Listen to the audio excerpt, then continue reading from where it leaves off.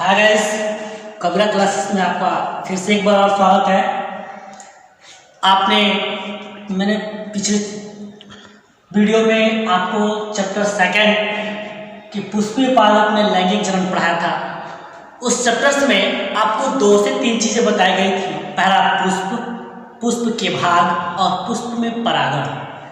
इस बार हम इस चैप्टर में आपको लेके आते हैं पुष्प में परागण की जो विधियाँ होती हैं, उन विधियों में कौन कौन सी विधियां ज्यादा इंपॉर्टेंट होती हैं। उस दिन हमने आपको बताया था परागण।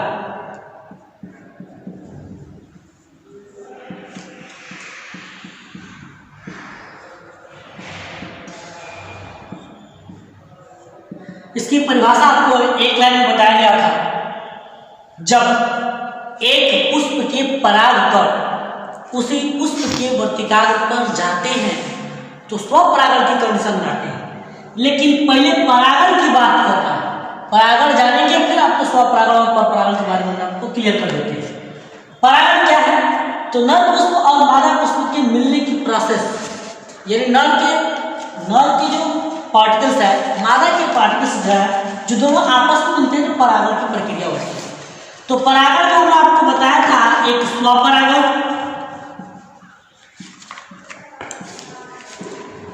दूसरा आपका बताया था परपरागण। स्वपरागण को बड़ा विस्तृत तरीके से पढ़ लिया गया था। हमने आपको बता दिया था कि जब एक पुष्प के परागकण उसी पुष्प के वर्तिकाग्र पर पहुंचते हैं तो स्वपरागण कहलाते हैं। या फिर ऐसे भी कह सकते हैं, जब एक पुष्प के परागकण उसी पुष्प के वर्तिकाग्र पर पहुंचते हैं तो स्वपरागण कहलाते हैं। इसके कुछ लाभ थे, तो लाभ में आपको मैं बता दूं कि पहला लाभ ये होते हैं कि इस विधि को अपनाने के लिए बहुत कम खर्च होता है। स्वपरागण की प्रक्रिया अपनाने के लिए बहुत कम खर्च होता है। नंबर 2 क्या होते हैं? इस प्रकार के परागण आसानी से हो जाते हैं। इस प्रकार के परागण काफी आसानी से हो जाते हैं। तीसरा, इसमें किसी विशेष उपकरण की आवश्यकता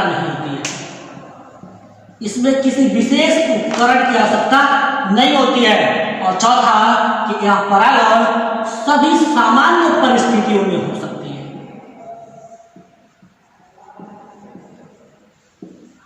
ध्यान दीजिएगा, स्वपरागण बहुत आसानी से हो सकते हैं। इसके लाभ क्या हो सकते हैं कि यह कम खर्च में आसानी से हो जाता है। दूसरा, तीसरा आपका विशेष उपकरण की आवश्यकता नहीं होती है। चौथा, सामान्य परिस्थितियों में, सामान्य अनुकूल में हो सकता है। अब हम देखते हैं परपरागण। परपरागण हमने बताया था कि जब एक पुष्प के पराग पर, माना कि यहाँ एक पुष्प है और यहाँ एक दूसरा पुष्प है, लेकिन जाति सेम है। एक पुष्प के पराग पर जब किसी दूसरे पुष्प के वर्तिकाग्र पर पहुंचते हैं तो उस प्रक्रिया को हम परपरागण कहते हैं। जबकि यह प्रक्रिया एक ही जाति के पुष्प होनी चाहिए, दूसरी जाति के पुष्प नहीं होनी चाहिए। तो ध्यान दीजिएगा, जब एक पुष्प के परागकण किसी दूसरे पुष्प के, एक जाति के दूसरे पुष्प के वर्तिकाग्र पर पहुंचते हैं तो परपरागण कहलाते हैं। परपरागण की कुछ विधियां होती हैं। अब हमारा तीसरा मेन इंपॉर्टेंट ये हेडिंग यहाँ शुरू होता है कि परपरागण की विधियां।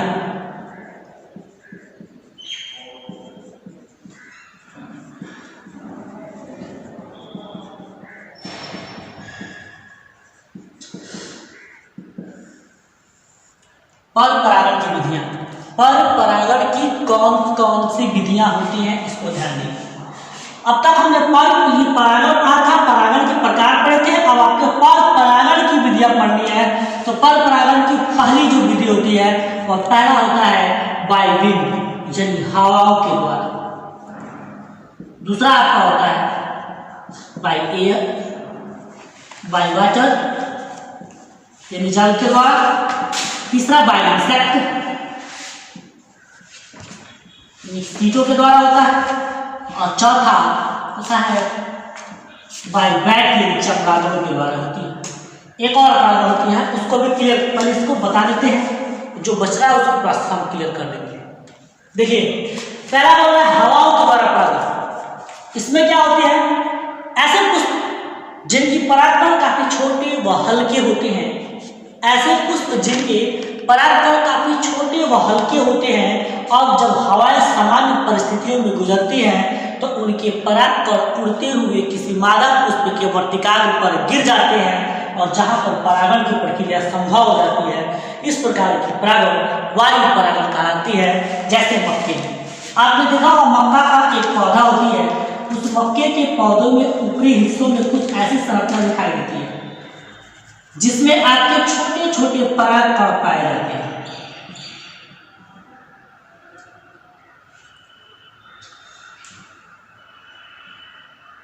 इसके निचले हिस्से में कुछ पत्तियां होती हैं।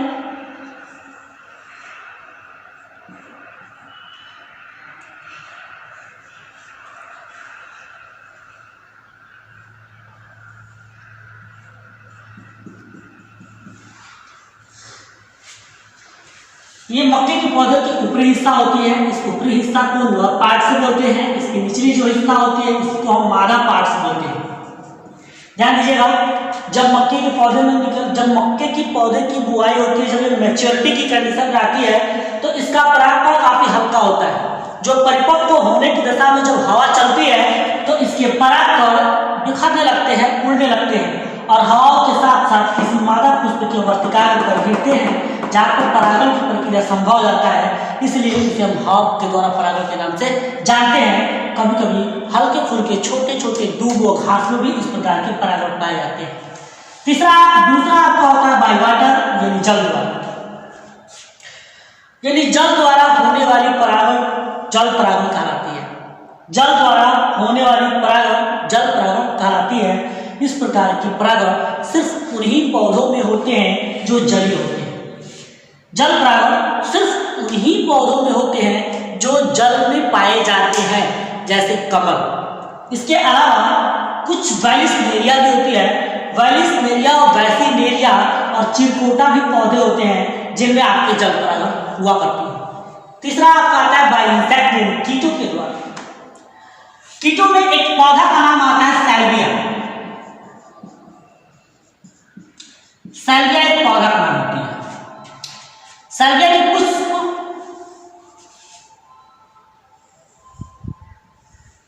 कुछ इस प्रकार से होते हैं। ये सैल्विया के पौधे में कीट परागण होते हैं जिसे मधुमक्खियों के द्वारा होते हैं। ये काफी रंगीन होता है और रंगीन होने की वजह से इसके अंदर एक मकरंद ग्रंथियां होती है। मकरंद ग्रंथि क्या होती है समझ लीजिएगा। एक ऐसी ग्रंथि जो मीठा तरल रस का स्राव करता है उसे मकरंद ग्रंथि कहते हैं। इस मकरंद ग्रंथि से जब मीठा तरल पदार्थ स्राव होता है तो मधुमक्खियां इनको क्या करती है, प्राप्त करने के लिए यहाँ पर बैठती है। और जैसे मधुमक्खियां यहाँ पर बैठती हैं, मधुमक्खियों के पैरों में और मधुमक्खियों के पंखों में इसके परागकण चिपक जाते हैं। जब वही मधुमक्खी किसी दूसरे पुष्प पर जाती है तो उसके वर्तिकाग्र पर यह परागकण गिर जाते हैं, झड़ जाते हैं, चिपक जाते हैं या फिर लग जाते हैं, जिसके कारण परागण की प्रक्रिया संपन्न होती है। इसलिए उसे कीट परागण के नाम से जानते हैं। समझिए कीट परागण सैल्विया जैसे पौधों में कीट परागण होता है। इसमें इनकी एक पुष्प होती है, पुष्प के अंदर एक विशेष ग्रंथि होती है जिसे मकरंद ग्रंथि कहते हैं। इनसे एक मीठा तरल पदार्थ का स्राव होता है जिसके कारण मधुमक्खियां इसको प्राप्त करने के लिए यहाँ पर आती हैं, जिससे इनके परागकण इनके पंख पैरों में चिपक जाते हैं। और जब यह मधुमक्खी किसी मादा पुष्प पर पहुंचती है तो वहां पर उसके परागकण गिर जाते हैं, जिससे परागण की प्रक्रिया संपन्न होता है। इसलिए उसे कीट परागण के नाम से जानते हैं। ठीक उसी प्रकार एक आता है चमगादड़ों के द्वारा। चमगादड़ों द्वारा परागण जो प्रक्रियाएं होती हैं वह अधिकांशतः काफी इमली जैसे पदार्थों में होती है। इमली आप लोगों सब लोग देखा होगा, इमली एक पौधा है। इमली एक बहुत बड़ा पेड़ होता है जिससे आपको इमली प्राप्त होती है। उसमें चमगादड़ों द्वारा परागण होती है। होता क्या है, चमगादड़ अपने वृक्षों पर खोखली जगहों पर पाए जाते हैं। जो रात्रि के समय जब उड़ता है तो पत्तियों से अपनी भोजन प्राप्त करने के लिए किसी फल फूल के द्वारा होते हुए मादा पत्तियों तक पहुंच जाता है, मादा पुष्प तक पहुंच जाता है, जिसके कारण इनमें परागण होती है और उस प्रकार के परागण को हम चमगादड़ द्वारा परागण के नाम से जानते हैं। इसके अलावा किसी किसी प्रकाशनों में, किसी किसी किताबों में एक परागण देखने के लिए मिलता है जिसका नाम होता है कृत्रिम परागण। कृत्रिम परागण ये किसी किसी किताबों में पाए जाते हैं। बहुत बच्चे बोल देते हैं सर जी परागण 2 प्रकार के होते हैं, लेकिन हमने कहीं कहीं 3 जगह पर 3 का पढ़ते हैं। ध्यान दीजिएगा, स्वपरागण आपने जान लिए, परपरागण जान लिए, कृत्रिम परागण जान लेते हैं, जो कि कोई बहुत विशेष महत्व का नहीं रखता है। समझिएगा इसमें होता क्या है, इसकी एक लाइन में परिभाषा देखिए, उसके बाद विस्तृत तरीके से इसको बताया जाता है। जब नर पुष्प के परागकण को किसी चिमटी की सहायता से निकालकर मादा पुष्प के वर्तिकाग्र पर डाला जाता है, उसे कृत्रिम परागण कहते हैं। या फिर ऐसे भी कह सकते हैं, जब नर पुष्प के परागकण को निकालकर कृत्रिम रूप से मादा पुष्प के वर्तिकाग्र तक पहुंचाया जाता है तो उसके बीच होने वाली क्रिया कृत्रिम परागण कहलाती है। कृत्रिम परागण प्रयोगशालाओं में और नई पौधों की जातियां उत्पन्न करने के लिए प्रयोग की जाती है। कृत्रिम परागण के बहुत बड़े लाभ भी होते हैं। लाभ क्या होता है? पहला लाभ ये होता है कि इसमें बीमारियों की बचाव की जा सकती है। जैसे स्वपरागण की प्रक्रिया में अधिकांशतः कीट लग जाते हैं। कीट लग जाने की वजह से फसल की गुणवत्ता कम हो जाती है, लेकिन जब हम कृत्रिम परागण का प्रयोग करते हैं तो उस बीच परागकण को विशेष सावधानी से अध्ययन की जाती है, जिसके कारण उनमें बीमारियों की संभावना नहीं हो पाती है। तीसरा, इनमें उत्पन्न जो लक्षण होते हैं वो विशेष रूप से दिखाई देते हैं। उत्पन्न लक्षण जब विशेष रूप से होंगे तो उनसे नई जातियों का विकसित आसानी से की जा सकती है। तीसरा जो कारण इसमें होता है, वह तीसरा कारण यह होता है कि नई जातियां उत्पन्न करने के लिए इनका प्रयोग की जाती है। लेकिन इनकी कुछ हानियां भी होती हैं। हानियां क्या होती हैं कि इसके लिए विशेष अनुकूलन होनी चाहिए, शिक्षित व्यक्ति होनी चाहिए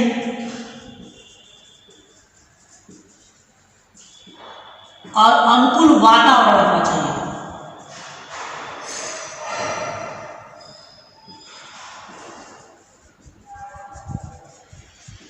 ध्यान दीजिएगा, कृत्रिम परागण एक बड़ा खूब अच्छे से पढ़ लीजिए, इसमें बहुत ज्यादा जरूरी नहीं है। हमने बताया नर पुष्प के परागकण को निकालकर मादा पुष्प के वर्तिकाग्र पर छिड़कना ही कृत्रिम परागण कहलाता है। कृत्रिम परागण कई तरीके से लाभदायक भी होते हैं और कई तरीके से हानिकारक भी होते हैं। कृत्रिम परागण की प्रक्रिया प्रयोगशालाओं में और विशेष जगहों पर जहां पर रिसर्च की प्रक्रिया की जाती है पौधों में, वहां पर उत्पन्न की जाती है। इनसे लाभ क्या होते हैं? लाभ की उत्पन्न पौधों में बीमारियों की होने की संभावना कम होती है, नए लक्षण उत्पन्न होते हैं जिसके कारण नई जातियों को विकसित की जा सकती है। हानियां क्या होती हैं? इसके लिए विशेष अनुकूल होना चाहिए। थोड़ा भी मतलब असाधारण होने पर या असावधानी होने पर परागण की प्रक्रिया नहीं हो पाती है। अशिक्षित व्यक्ति का ज्ञान होना चाहिए ताकि उस व्यक्ति को पता चल सके कि कौन से पुष्प का परागकण है और कौन उसका वर्तिकाग्र है, कितना समय पे होना चाहिए, कितनी प्रक्रियाएं होनी चाहिए। और चौथा, उनके लिए अनुकूल वातावरण भी होना चाहिए, अर्थात एक निश्चित टेम्परेचर होनी चाहिए। जैसे हम जानते हैं कि किसी गेहूं की बुआई के लिए नियर अबाउट 20 डिग्री सेल्सियस ताप की आवश्यकता होती है, लेकिन उस गेहूं को पकने के लिए लगभग 35 डिग्री सेल्सियस ताप की आवश्यकता होती है। तो इसके लिए भी एक विशेष वातावरण की आवश्यकता होती है। विशेष वातावरण में इस प्रक्रियाओं को कृत्रिम परागण की जा सकती है, अन्यथा कृत्रिम परागण संभव नहीं हो पाती है। अब हम देखेंगे कि क्या इस परागणों में कुछ विशेष प्रकार की परिस्थितियां उत्पन्न होती है या नहीं। तो इसके अलावा अब आपको एक और कभी एग्जामिनेशन में 3 अंक में 2 या 3 अंक में आपको बोर्ड एग्जाम में पूछे जा सकते हैं। एक, स्वपरागण और परपरागण में क्या अंतर होते हैं। Different between self pollination and cross pollination. अब आपको अगला टॉपिक पढ़ाएंगे, जिनको भी जो भी चीज पढ़ाएंगे इसको आप स्क्रीनशॉट लेके आप वीडियो रोक के आसानी से इसको लिख सकते हैं, नोट्स बना सकते हैं। अगर आपको कोई प्रॉब्लम होती है तो कमेंट बॉक्स में आप क्वेश्चंस डालेंगे, उस क्वेश्चंस का रिप्लाई आपको बहुत जल्द मिल सकती है।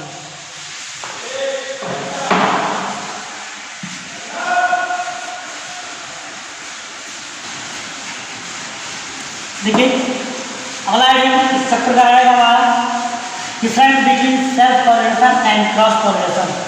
इन एग्जामिनेशन क्वेश्चंस में नीचे लिखने के लिए आते हैं, अंतर लिखिए, स्वपरागण और परपरागण में अंतर लिखिए। हम देखेंगे स्वपरागण और परपरागण में क्या किसकी आवश्यकता होती है। बताया पहला ध्यान दीजिएगा, स्वपरागण में इसमें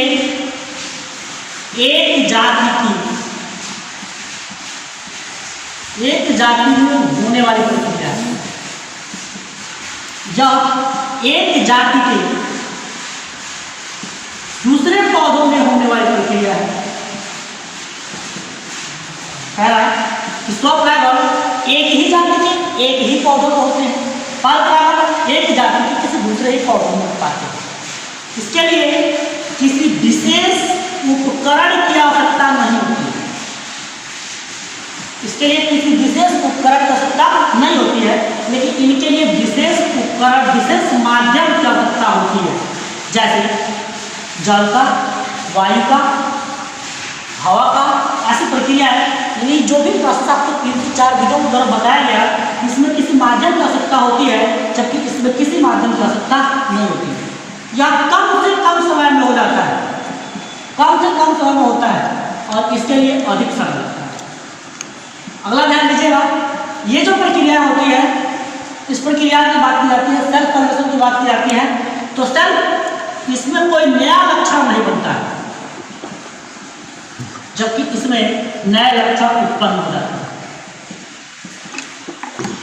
उसी प्रकार अगर बात की जाए तो सेल्फ पॉलिनेशन हमेशा अपनी शुद्ध संतति उत्पन्न करता है, हमेशा शुद्ध संतति उत्पन्न करता है।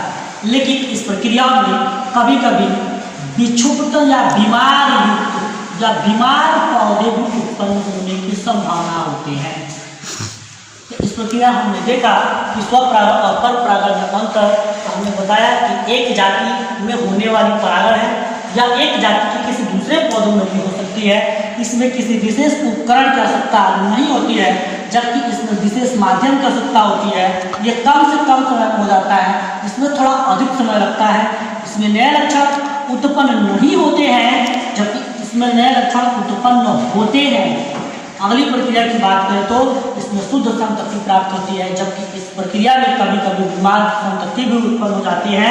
यह प्रक्रिया सदैव एक लिंगी पौधों में होते हैं, एक लिंगी या फिर द्विलिंगी पौधों में भी हो सकते हैं, जबकि यह प्रक्रिया एक लिंगी पौधों में होगी। ध्यान दीजिएगा, इस प्रक्रिया की बात की जाती है तो स्वपरागण एक लिंगी या फिर द्विलिंगी दोनों प्रकार के पौधों में हो सकते हैं, जबकि परपरागण की प्रक्रिया सदैव एक लिंगी पौधे में होती है। इसके बाद हम अगला चैप्टर, इसी चैप्टर का अगला पार्ट्स लेके आएंगे। उस अगले पार्ट्स में आपको परागण से संबंधित और विसेचन, प्रजनन, कुछ विशेष, इसके बाद इससे भी ज़्यादा इंपॉर्टेंट क्वेश्चन शुरू की जाएगी जो आने वाले बोर्ड एग्जामिनेशन के लिए होंगे। तब तक के लिए इतना इस चैप्टर को ब्रेक करते हैं। आगे देखने के लिए चैप्टर पर बने रहिए। अच्छा लगे तो लाइक और शेयर, कमेंट, सब्सक्राइब जरूर।